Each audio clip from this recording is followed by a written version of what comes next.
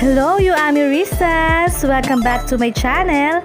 Another recipe na naman po ang isi-share ko sa inyo. Subukan nyo po itong gawin. Napakasarap, napakamura at napakadaling lutuin. Narito ang ating mga ingredients. 2 bunches of pechay,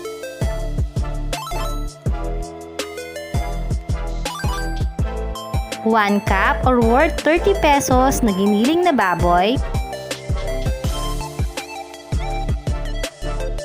2 pirasong kamatis, nilagang gabi or taro. Nilaga ko muna ang gabi or taro para mas madali siyang balatan at hiwain. Bawang, sibuyas, sinigang mix powder, 1 pirasong siling haba, at patis.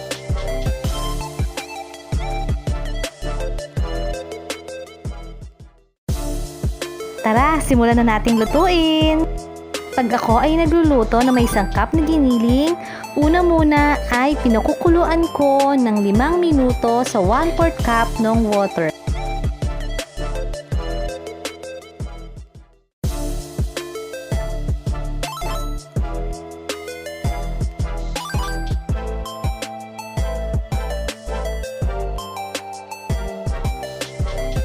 Ayan, okay na ang ating giniling. Itabi muna natin siya.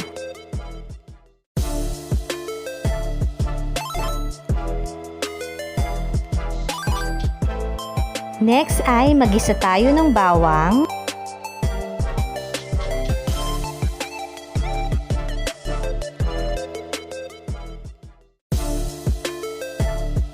sibuyas,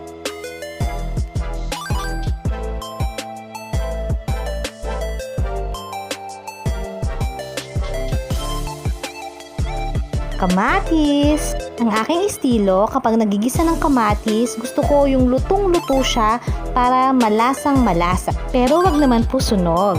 Ito, okay na to. Ilagay na natin yung nilagang giniling kanina.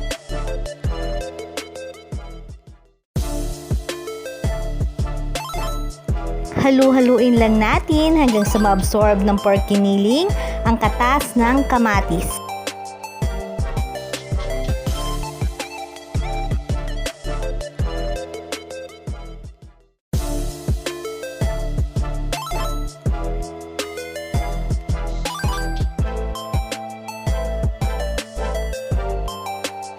Next naman ay ilagay na natin ang nilagang gabi or taro. Nilaga ko na yung gabi kasi bukod sa mabilis siyang balatan at hiwain, mas mapapabilis din ang proseso ng ating pagluluto. Nag-add po ako ng 4 cups ng water, pero depende sa inyo. Pag gusto nyong mas malapot, gawin nyo lang 3 cups. Dahil ang taro or gabi na ginamit ko ay nilaga na, pakukuluan ko na lamang siya sa loob ng 10 minutes. Pero kung ang gagamitin nyo ay hindi palaga, pwede nyo siyang pakuluan up to 25 minutes.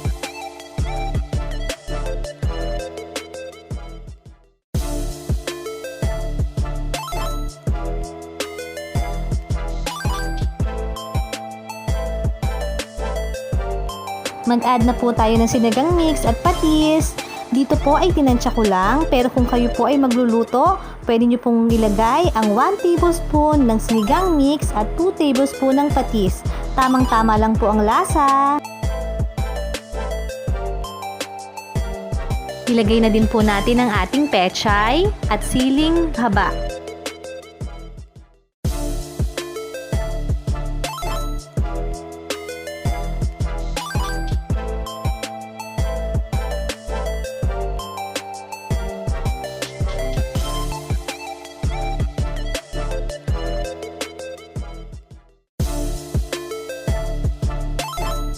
At hayaan po natin itong kumulo ng 2 to 3 minutes.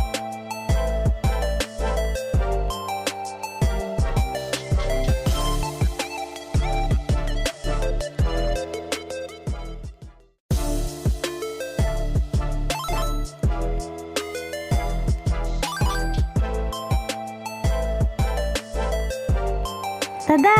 Ito na ang napakasarap, napakamura, at napakadaling lutuin. Masustansya pa. Subukan nyo na! Thank you for watching! Kung nagustuhan nyo po ang video na ito, please don't forget to click like, share, subscribe, and click the notification bell para ma-notify ka sa mga susunod ko pang video upload. Until next time!